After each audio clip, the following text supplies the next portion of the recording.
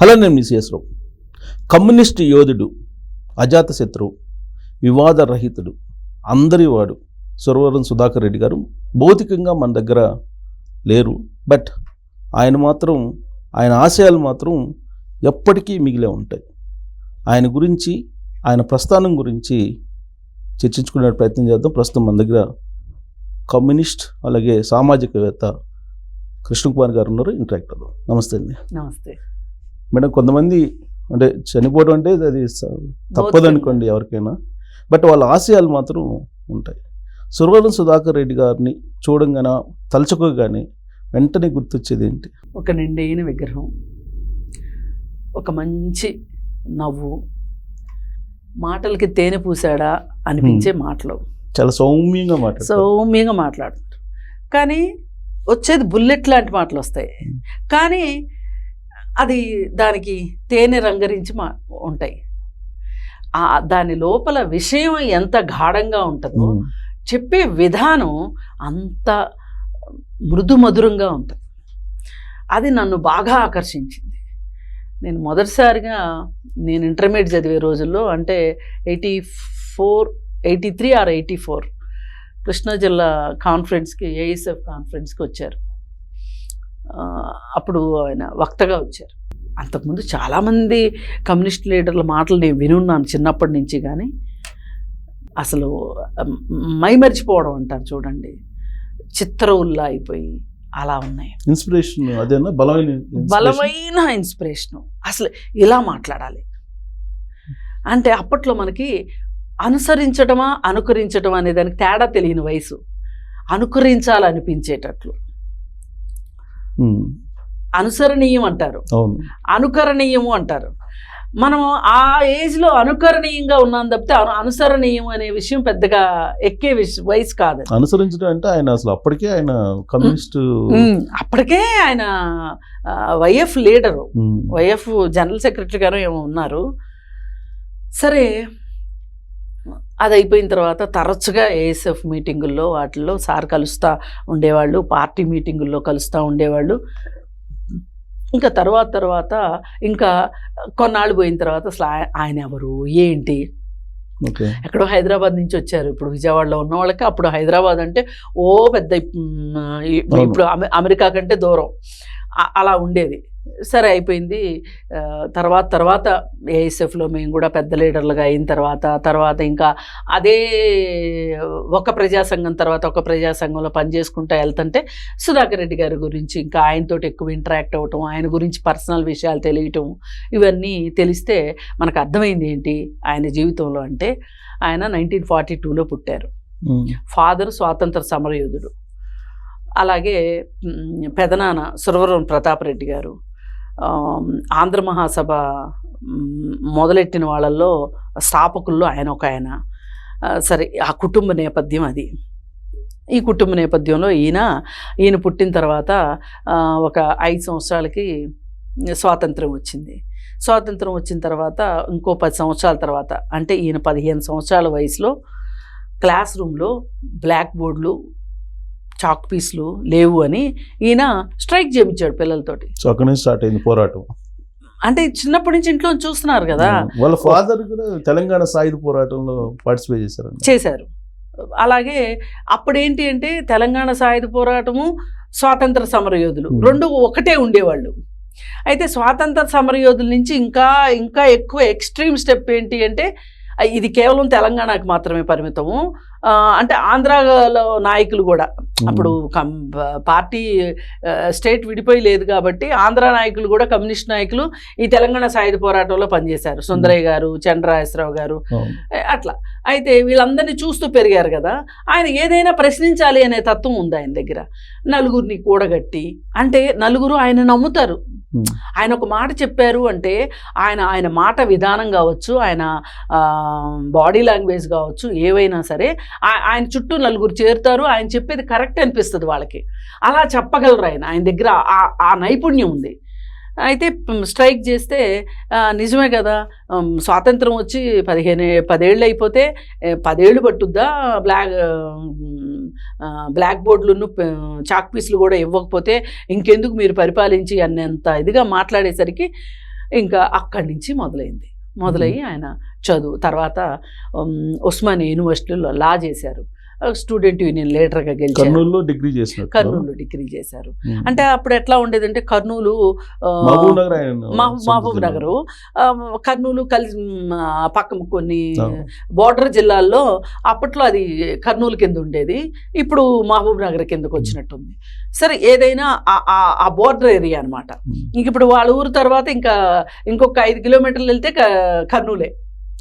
ASF నుంచి అలా విద్యార్థి నాయకుడిగా విద్యార్థి నేషనల్ జాతీయ కార్యదర్శిగా పనిచేశారు.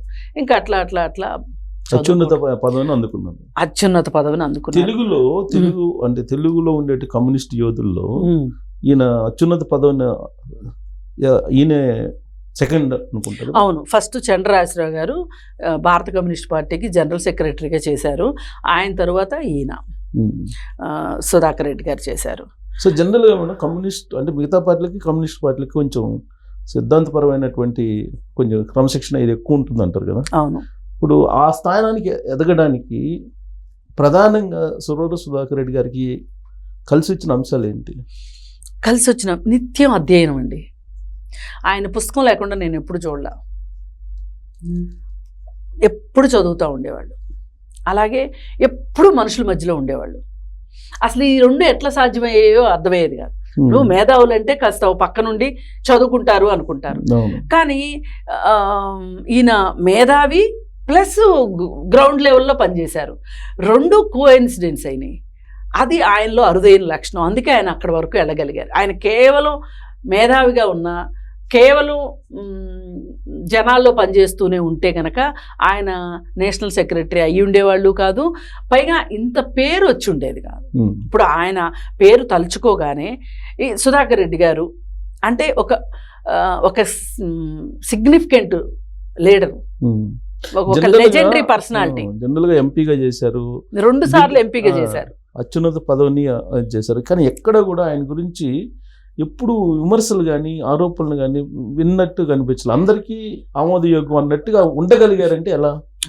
అదే ఆయన గురించి అండి కొన్ని విషయాలు తెలిస్తే మనమైతే ఇలా ఉండలేం కదా అనిపిస్తుంది. జనరల్గా మనమైతే ఇలా ఉండలేం కదా అనిపిస్తుంది. ఏంటి అంటే మృదుమధురమైన స్వభావం, భావాలు ఎంత గాఢంగా ఉంటాయో, ఎంత కఠినంగా ఉంటాయో, అంటే విషయాల పట్ల, సిద్ధాంతాల పట్ల, వాటి పట్ల ఎలా ఉంటారో, మళ్ళీ పూర్తి ఆపోజిట్గా మనుషులతోటి ఉండేటప్పుడు మట్టుకు, మానవ సంబంధాల విషయంలో మట్టుకు అసలు మనం ఆ మానవ సంబంధాలని అంచనా వేయటం ఒక కమ్యూనిస్ట్ని నిజానికండి ఇది పెద్ద విచిత్రమైన విషయం కాదు. అందరూ ఇలా ఉండరు కాబట్టి ఇది విచిత్రంగా చెప్పుకోవాల్సి వస్తుంది. జనరల్గా కొంచెం వివాదాస్పదంగా ఉంటారు. కానీ అసలు కమ్యూనిస్ట్ పార్టీ అంటేనే కా అంటేనే కష్టాలు, కా అంటేనే కన్నీళ్ళు, కమ్యూనిస్ట్ పార్టీ. అలా ఉండేటప్పుడు వాళ్ళు చాలా ఇవన్నీ అర్థం చేసుకున్న వాళ్ళు కొంచెం రాటిదేలు ఉంటారు అంటారు. కానీ ఈయన అట్లుండరు. చాలా చాలా అసలు ఎంత మృదుమధురమైన స్వభావం అంటే, పైగా అజాతశత్రువు అని మీరు అన్నారు కదా, అది ఆయన ఎంత ప్రాక్టీస్ చేస్తారంటేనండి, ఒకసారి ఈ మధ్య ఫేస్బుక్లో ఈయన చనిపోయిన రోజు ఒక వదరబోతు మనిషి ఒక పోస్ట్ పెట్టాడు. వదరబోతని ఎందుకన్నానంటే మంచి స్కాలరు, డాక్టరు, వాళ్ళు నలుగురికి మంచి నేర్పించేటట్లు ఉండాలి. ఏ పార్టీలోనే ఉండేవాడిని, ఆఖరికి బీజేపీ పార్టీలో ఉన్నా సరే స్కాలర్ అంటే స్కాలర్ లాగా బిహేవ్ చేయాలి. కానీ అతను సార్ని ఏదో ఫోటో ఒకటి కావాలని అడిగాడంట. అడిగితే ఆ ఫోటో అందుబాటులో లేదండి అని ఆయన చాలా మృదువుగా వినయంగా చెప్తారు కదా, చెప్పారంట.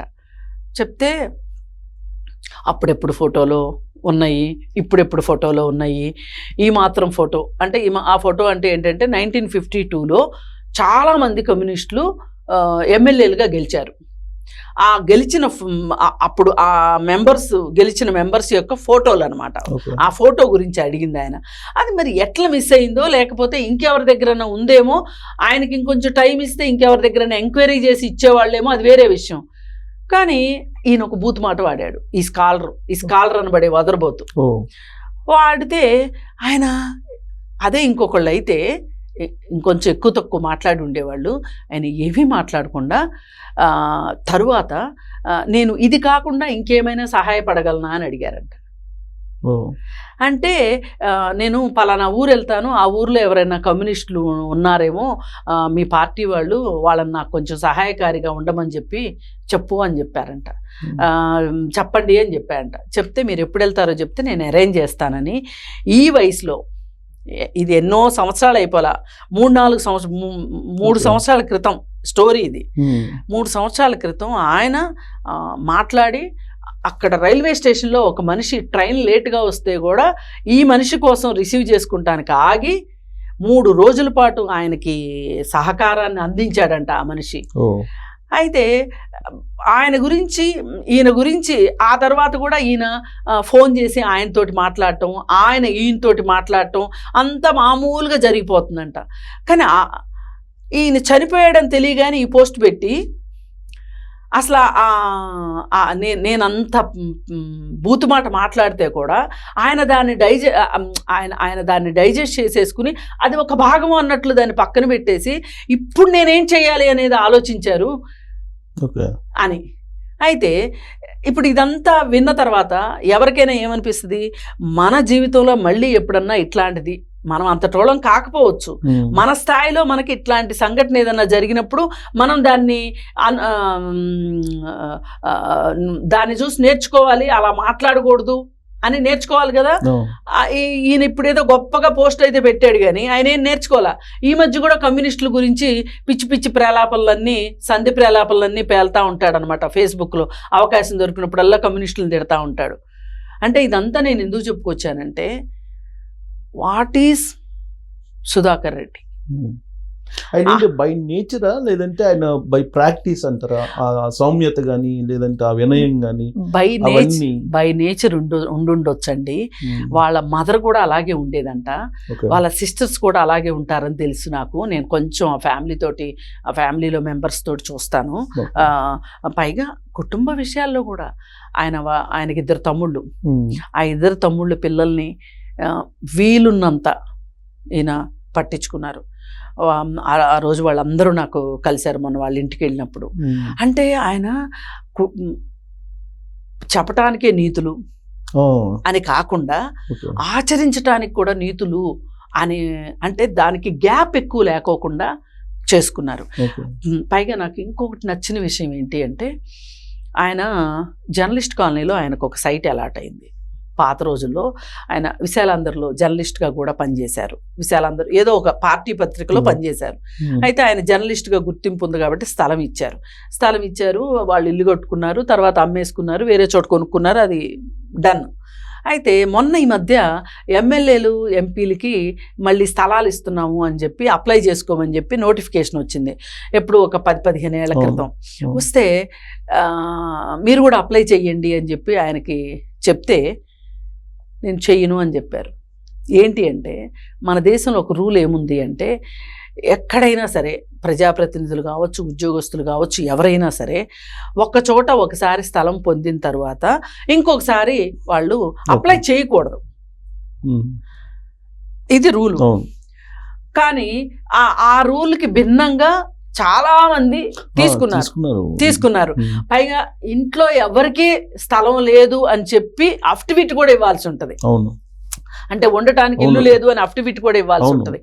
అలా అఫిడవిట్లు ఇవ్వటం కోసం విడాకులు తీసుకున్న వాళ్ళని కూడా చూశాను నేను. అంటే పైకి ఎవరైనా సరే రేపు పొద్దున మేము విడిపోతేనో అని తీసుకున్న వాళ్ళు కూడా ఉన్నారు. సరే, అది అవన్నీ వాళ్ళ వ్యక్తిగతం అనుకోండి.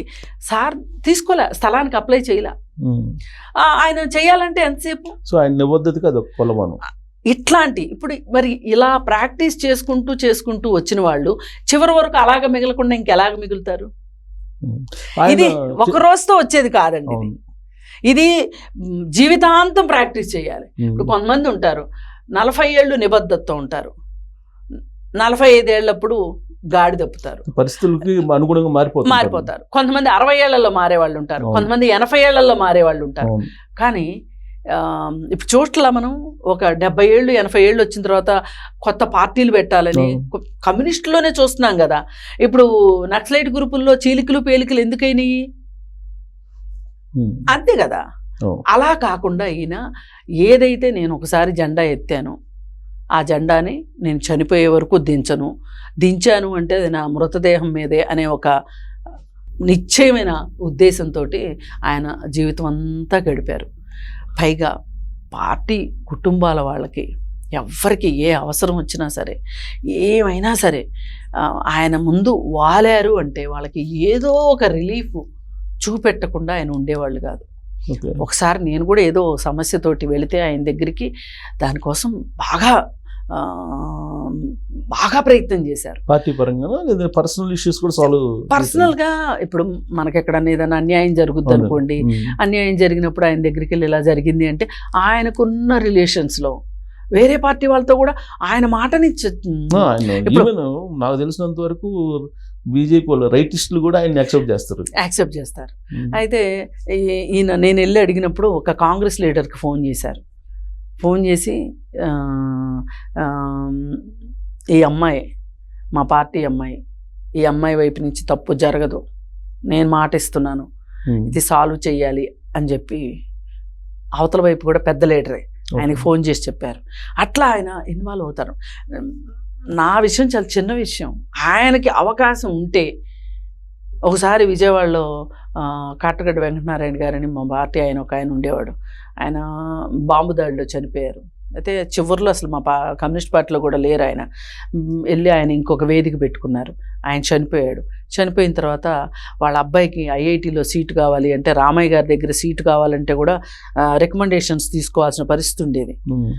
ఆవిడ వచ్చి అడగగానే, వాళ్ళ వైఫ్ వచ్చి అడగగానే ఇమ్మీడియట్గా దగ్గరుండి ఆ సీట్ అలాట్ చేయించి అబ్బాయికి ఐఐటీలో సీట్ వచ్చింది, ఐఐటీలో చదివాడు అబ్బాయి. అట్లా ఏదన్నా వ్యక్తిగత స్థాయిలో ఆ కుటుంబంలో తన పరిధిలో తను చేయగలిగినంత చూసుకోవటం, తమ్ముడు పిల్లల్ని చదివించటం, వాళ్ళ మంచి చెడులు చూసుకోవటం, ఇట్లా చాలా లేట్గా పెళ్లి చేసుకున్నారు ఆయన. అంటే వాళ్ళ తమ్ముళ్ళిద్దరికి పెళ్లిళ్ళు అయ్యి వాళ్ళకి పిల్లలు వచ్చాక ఈయన పెళ్లి చేసుకున్నారు. అట్లా కాదు, మామూలుగా ఈయన చేసుకోవాలనుకోలేదు అనుకుంటా. అలా ఒక సంఘం తర్వాత ఒక సంఘం బాధ్యతలు తీసుకుంటా అలా ఉంటే విజయలక్ష్మి గారిని చేసుకున్నారు. విజయలక్ష్మి గారు కూడా ఏ మాట కా మాట ఒక 10 సంవత్సరాల నుంచి ఆయన్ని ఒక గాజు బొమ్మలాగా ఇన్నాళ్ళు ఈ 10 సంవత్సరాలు ఆయన బతికారు అంటే మరీ 2 సంవత్సరాల నుంచి మరీ ఇబ్బందులు పడుతున్నారు. ఏ ఇబ్బందులు అసలు హాస్పిటల్లో ఎక్కువ ఇంట్లో తక్కువ అన్నట్టు అయిపోయింది ఈ మధ్య అయితే. మరి అట్లా కూడా తీసుకురావడం చాలా ఆమె కాపాడుకుంది ఆయన్ని. ఆమె కూడా పెద్ద లీడరు, ఏటీసీ సెక్రటరీగా చేశారు ఆవిడ, బ్యాంక్ ఎంప్లాయీ. తర్వాత ఆమె ఉస్మాన్ యూనివర్సిటీలో పిహెచ్డి చేశారు. పిల్లలు పెద్దవాళ్ళు అయిపోయారు.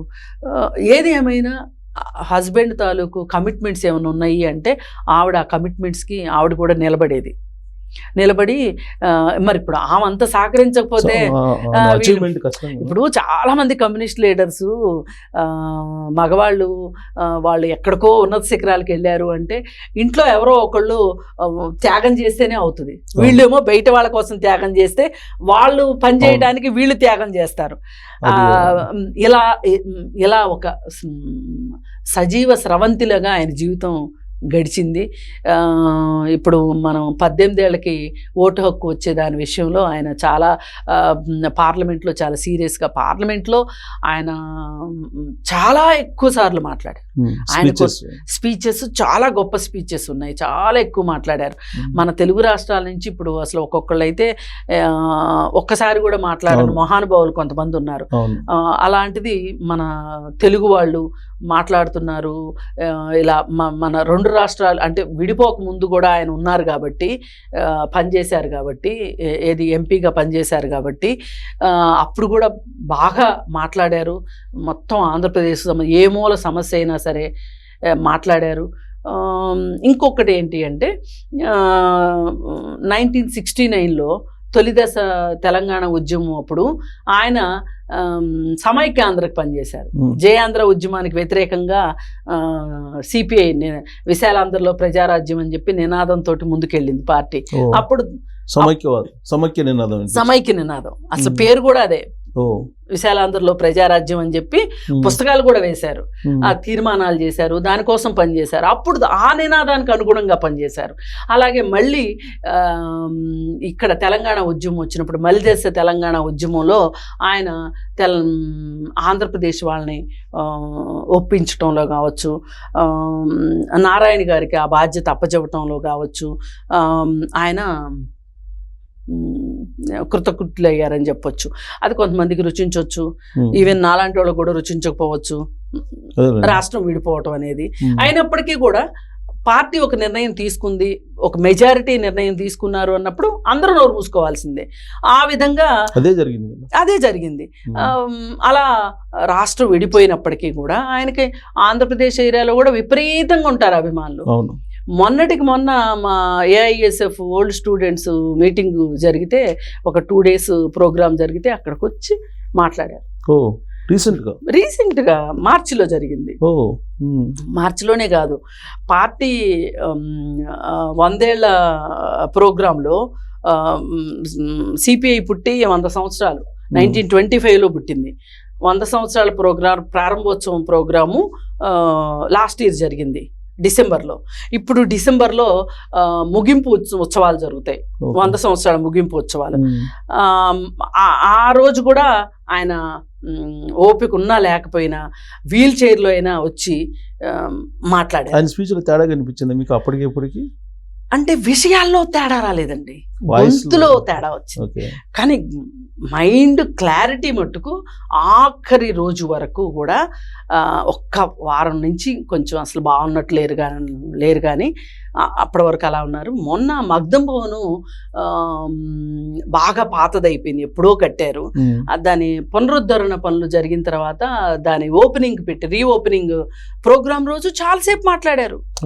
అంతకుముందు కూడా ఏ మీటింగ్లోనైనా ఆయన కాస్త అనారోగ్యంగా ఉన్నారు అని చెప్పి ఆయన కూర్చున్న దగ్గరికి మైక్ తీసుకెళ్తే ఒప్పుకునేవాళ్ళు కాదు, ఆయన పోడియం దగ్గరికి వచ్చే మాట్లాడేవాళ్ళు.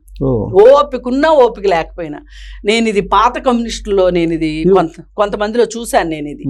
అది ఆ నిబద్ధత ఎక్కడి నుంచి వస్తుందో ఎందుకు వస్తుందో ఏంటో అర్థం కాదు కానీ గొప్ప విషయం అండి ఇది మట్టుకు. ఆయన ఆ నిబద్ధతను చూసారు, ఆ పట్టుదల, అకుటింత దీక్ష అంటారు కదా, ఆ దీక్ష నేను ఆయనలో చూశాను. పైగా ఆయన తోటి పరిచయమైన ఎవరైనా సరే ఎంతో కొంత ఆయనలో ఒక వాళ్ళకి అర్థం, ఇప్పుడు ఆయనలో ఎంత మంచి అన్నా ఉండొచ్చు, అర్థం చేసుకునే తెలివి కూడా ఉండాలి కదా. ప్రతి ఒక్కళ్ళు చిన్నదో పెద్దదో నేర్చుకుంటారు కాదు, పండితులకి పామర్లకి అందరికి అర్థమయ్యేటట్టు ఉంటుంది ఆయన స్పీచ్. అసలు మీకు గమ్మత్తు ఏంటంటే మహిళలు కూడా చెవి కోసుకుంటారు ఆయన స్పీచ్ని, అర్థం చేసుకుంటారు. మళ్ళీ అలా అని ఆయన ఏమన్నా చాలా సార్లు కింద స్థాయికి వచ్చి మాట్లాడతారంటే మాట్లాడరు. అయినా కానీ అది చెప్పాను కదా, చెవుల్లో అమృతం పోసినట్టుంటది, వింటారు. ఎంతమంది జనం వచ్చారో, నిన్ను కూడా బాగా జనం వచ్చారు. సో ఆయన టెన్యూర్లో సంస్థాగతంగా పార్టీ పరంగా తీసుకున్న నిర్ణయాలు ఏమైనా ఉన్నాయా, కీలకమైన నిర్ణయాలు? అంటే అంత స్పెషల్గా తీసుకునే ఏముంటాయండి, పోరాటాలను బట్టే ఉంటాయి కదా. ఆయన విద్యుత్ ఉద్యమంలో చాలా ముందుండి పోరాటం చేశారు. అప్పటికే ఆయనకి 60 సంవత్సరాలు దాటినాయి విద్యుత్ పోరాటాన్ని, 60 సంవత్సరాలు. దానిలో బాగా లాఠీ దెబ్బలు తిన్నారు ఆ రోజు పోరాటంలో కూడా. అంటే నేషనల్ పాలిటిక్స్ లో యూపీఏ 1 ఉన్నప్పుడు కీలకంగా ఉంది కదా. ఇప్పుడు తీసుకునే ప్రతి నిర్ణయం విషయంలోనూ అంటే అప్పుడు తీసుకునే నిర్ణయాలు ఏంటి అంటే పనికి ఆహార పథకం ఒకటి, అది బాగా ముఖ్యమైన విషయం. అలాగే 18 ఏళ్ళకి ఓటు హక్కు, ఇట్లా ఉన్నాయి. అసలు యూపీఏ 1లో కాంగ్రెస్ పార్టీ తీసుకున్న నిర్ణయం వెనకమాల కమ్యూనిస్టుల ఆలోచన విధానమే ఉంది. అక్కడ కమ్యూనిస్టులు ఈ బిల్లులు పెట్టండి అని అడిగారు. వీళ్ళు ఎలా అంటే మీరు ఈ బిల్లులు పెట్టకపోతే మేము ఉండము అన్నంత ఇదిలో ఒక రకంగా అద్భుతంగా ఉంది యూపీఏ 1 పాలన. అంటే ఈ వేళకి ఆ పథకాలు ఇప్పుడు పనికి ఆహార పథకం ఉందండి. వరల్డ్ వైడ్గా ఒకళ్ళు రీసెర్చ్ చేశారు భారతదేశంకి వచ్చి. ఏంటి అంటే భారతదేశంలో ఈ కాంటెంపరీ ఏజ్లో ఆకలి చావులు వేరే దేశాల్లో ఉన్నాయి, భారతదేశంలో తక్కువ స్థాయిలో ఉన్నాయి, కొన్ని చోట్లయితే అస్సలు లేనే లేవు అనే ఒక రీసెర్చ్కి రీజన్ ఏం చెప్పారంటే పనికి ఆహార పథకం అని చెప్పారు. నిజంగా ఈ పనికి ఆహార పథకమే లేకపోతే చాలా మందికి ఇలాంటి వాటిలో కీలకమైన ప్రతిపాదనలు చేయటం కావచ్చు, ఆ నిర్ణయం తీసుకునే వరకు చర్చల్లో పాల్గొనటం కావచ్చు, అవన్నీ చేశారు. ఇప్పుడు సుధాకర్ రెడ్డి గారు వయసు రీత్యా చనిపోయినట్టేనా? వయసు రీత్యా, పైగా ఆయనకి ఆస్మా ఉందండి, అది దెబ్బతీసింది. ఆయన ఊపిరితిత్తులు సరిగా పాడైనవి. ఆయన ఇప్పుడు ఎవరన్నా యంగ్స్టర్స్కి సిగరెట్లు తాగే వాళ్ళకి చెప్తా ఉండేవాళ్ళు, తాకండి. ఒకప్పుడు ఎప్పుడో నేను తాగాను, దానివల్లే ఇలా అని డాక్టర్స్ చెప్పారు, దయచేసి మానుకోండి అని. పైగా ఇంకొకటి, పార్టీ సర్కిల్కి సంబంధించి కానీ అవుట్ సైడ్ సర్కిల్ కావచ్చు, ఒక మంచి పుస్తకం వచ్చిన ఫస్ట్ ఆయన దగ్గరికి రావాలి, ఆ పుస్తకం అది చదవాలి, కంప్లీట్ చేయాలి. వెంటనే వాళ్ళకి ఫోన్ చేసి, వాళ్ళ నెంబర్ లేకపోయినా కనుక్కునైనా సరే వాళ్ళకి ఫోన్ చేసి ఈ పుస్తకం ఎందుకు బాగుంది, ఈసారి రాసేప్పుడు ఈ జాగ్రత్తలు తీసుకోండి అని చెప్పటం. అసలు ఒక ఏమంటాము, ఒక పోస్ట్ మార్టం చేయటం అంటారు చూసారా, నకసిక పర్యంతం పుస్తకాన్ని స్కాన్ చేసేస్తారు అంతే.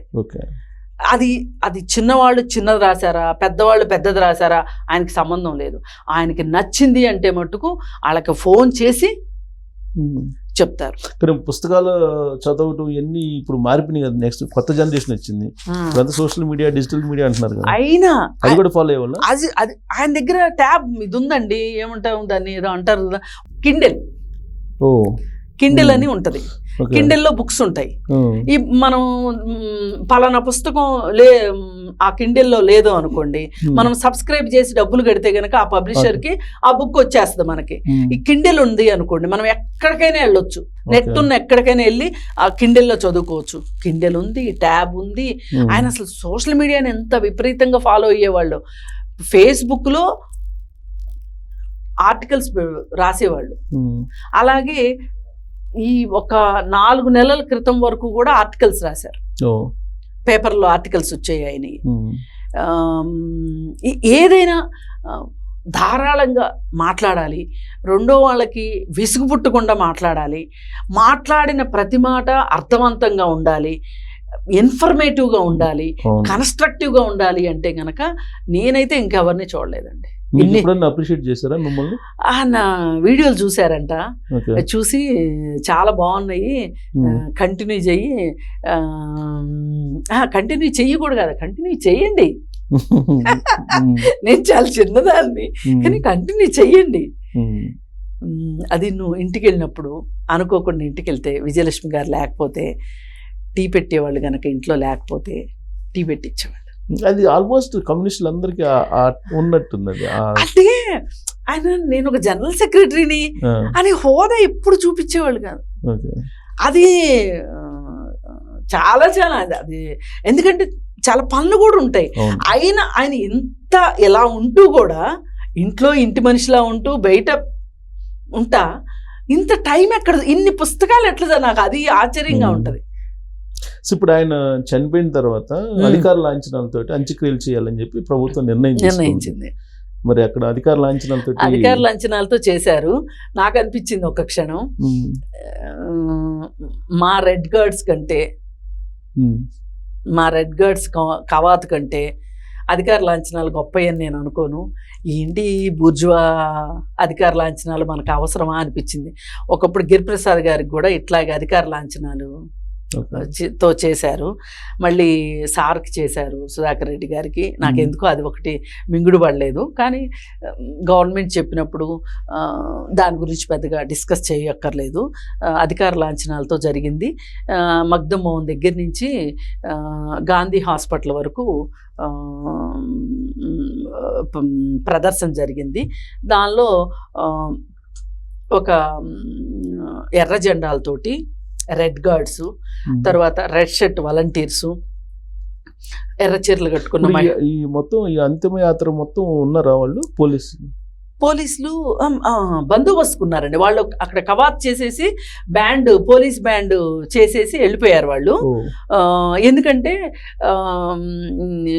చితికి నిప్పంటించేటప్పుడు వాళ్ళు గన్ పేలుస్తారు, ఇక్కడ చితికి నిప్పంటించే ఇది లేదు కదా, అందుకని వాళ్ళు ఇచ్చేసేసి వెళ్ళిపోయారు అనమాట. బాడీని గాంధీ హాస్పిటల్కి ఇచ్చారు. ఎందుకని నిర్ణయం అంటే ముందే తీసుకున్నారా లేకపోతే ముందు నుంచినే ఉంది, నన్ను కాల్చొద్దు, నన్ను పోడ్చొద్దు, హాస్పిటల్కి ఇవ్వండి అని. ఇప్పుడు జనరల్గా కమ్యూనిస్ట్ పార్టీలు చాలా మంది, ఇప్పుడు నారాయణ గారు వాళ్ళ మదర్ చనిపోయారు, మదర్ చనిపోయినప్పుడు హాస్పిటల్కే ఇచ్చారు, వాళ్ళ వైఫ్ చనిపోయారు, హాస్పిటల్కే ఇచ్చారు. చాలా మంది కమ్యూనిస్ట్ లీడర్లది బాడీలు హాస్పిటల్స్కే ఇస్తారు. కొంతమంది కాస్త సామాజిక అవగాహన అవి అవేర్నెస్ ఉన్నవాళ్ళు ఇస్తున్నారు. ఇప్పుడు కమ్యూనిస్ట్ పార్టీ వాళ్ళు మటుకు దాదాపు 90% ఇస్తారు, అట్లా ఇచ్చారనమాట. అందుకని మేమంతా ప్రదర్శనగా వెళ్ళి గాంధీ హాస్పిటల్ దగ్గరికి వెళ్ళి, గాంధీ హాస్పిటల్లో అక్కడ ఒక ప్రొసీజర్ ఉంటుంది, చాలా గౌరవంగా తీసుకెళ్తారు బాడీని. మెడికల్ స్టూడెంట్స్, హాస్పిటల్ సూపరింటెండెంట్, ఆ ఏరియా ఎంఆర్ఓ, ఆ ఏరియా తహసీల్దారు వాళ్ళు వస్తారు. వచ్చి వాళ్ళు ఫ్యామిలీ మెంబర్స్ దగ్గర నుంచి అనుమతి పత్రాన్ని తీసుకుంటారు. తీసుకొని అక్కడి మెడికల్ స్టూడెంట్స్ అటు ఇటు మెడికల్ స్టూడెంట్స్ వరుసగా నుంచుంటారు ప్రదర్శనగా. వాళ్ళే ఈ స్ట్రెచర్ని తోచుకుంటూ అక్కడ దాకా హాస్పిటల్ లోపల దాకా తీసుకెళ్తారు అనమాట. ఇది ఒక గౌరవమైన విషయం. ఎవరికైనా ఇప్పుడు సామాన్యులు ఎవరిదన్న బాడీ ఇస్తే కూడా వాళ్ళు చాలా గౌరవంగా తీసుకెళ్తారు. ఎందుకంటే ఇప్పుడు ఒక మనిషి పుట్టారు, జీవితకాలం అర్థవంతంగా బతికారు, చనిపోయిన తర్వాత కూడా నేను ఈ సమాజానికి ఉపయోగపడాలి, బతికున్నంతకాలం సమాజానికి ఉపయోగపడాలి, చనిపోయాక కూడా సమాజానికి ఉపయోగపడాలి. ఇప్పుడు ఎందుకంటే ఒక ఎనాటమీ సబ్జెక్ట్ మొత్తం ఈ బాడీ మీద నేర్చుకుంటారు. 12 మంది పిల్లలు నేర్చుకుంటారు. ఈ బాడీ తోటి 12 మంది అనాటమీ నేర్చుకుంటారు. 12 మందికి ఉపయోగపడినట్లే, నాలెడ్జ్ ఇచ్చినట్టే కదా. అలా కాకోకుండా కొన్ని వాళ్ళ రూపంలో మళ్ళీ సేవ ఉంటది. ఇప్పుడు ఈయన బతికున్నట్టు ఆ 12 మంది డాక్టర్స్ విషయం వాళ్ళు ఎప్పుడైనా ఎనాటమీ గుర్తు రావగానే వాళ్ళకి ఎనాటమీ ఎక్కడ నేర్చుకున్నాం అనేది గుర్తొస్తే ఈ బాడీ గుర్తొస్తుంది వాళ్ళకి. ఇప్పుడు కొన్ని ప్రైవేట్ కాలేజీలో బాడీలు దొరక్క వాళ్ళు అసలు ఏదో రబ్బర్ బొమ్మలతోటి చదువు చెప్తారంట. అట్లా కాకుండా గాంధీ హాస్పిటల్కే ఇవ్వాలి అనుకుని గాంధీ హాస్పిటల్కి ఇచ్చారు. ఇకపోతే నిన్న అందరూ ఆంధ్ర సీఎం, తెలంగాణ సీఎం, ఆఖరికి బీజేపీ లీడరు వెంకయ్యనాయుడు గారితో సహా అందరూ, ఉపరాష్ట్రపతి, ఇక్కడ local BJP leaders, Congress leaders అందరూ వచ్చి నివాళి అర్పించి వెళ్ళారు. చాలామంది మహబూబ్ నగర్ దగ్గర నుంచి, నల్గొండ వైపు నుంచి, ఇటు వరంగల్ వైపు నుంచి, చాలామంది జిల్లాల నుంచి కూడా పేద ప్రజలు వచ్చి నివాళి అర్పించి ప్రదర్శనలో పాల్గొని వెళ్ళారు. అందుకే ఆయన great person, great leader, great అజరామరం. ఇంక రెండో మాట లేదు. అయితే అది అయిపోయిన తర్వాత ఇంకా ప్రదర్శనలో మహిళలు ఎర్రచీరలు కట్టుకొని జెండా, అంటే ఇప్పుడు వీళ్ళ మృతికి సంతాపంగా జెండా అవనతం చేస్తారు. అయితే ఇప్పుడు మేము కూడా జెండాలు పట్టుకున్న వాళ్ళం స్ట్రైట్గా, మామూలుగా అయితే స్ట్రైట్గా పట్టుకుంటాం ఏదైనా ప్రదర్శనలో జెండాలు. అలా కాకుండా ఒకవైపుకి వచ్చి గౌరవ సూచకంగా అనమాట, సంతాప సూచకంగా, గౌరవ సూచకంగా వంచి దాదాపు 3.5-4 కిలోమీటర్లు ఉన్నట్టుంది.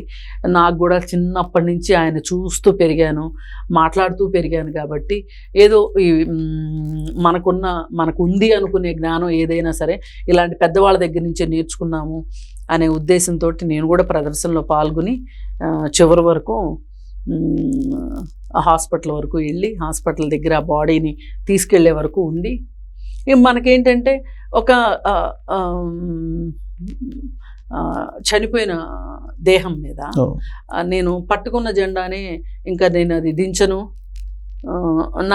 నేను చనిపోయినప్పుడు నా మీదనే ఉండాలి జెండా అనే ఒక స్ఫూర్తితో చిన్నప్పుడు పాట కూడా ఒకటి ఉండేది, ఎత్తిన జెండా దించుకే మారు ఫిరంగులు మోగిన బాంబుల వర్షమే కురిసిన అని పాట ఉండేది. ఇంకా అలాంటి పాటలు అవన్నీ స్మరించుకుంటా నేను అంతిమయాత్ర ఆ విధంగా కొనసాగింది.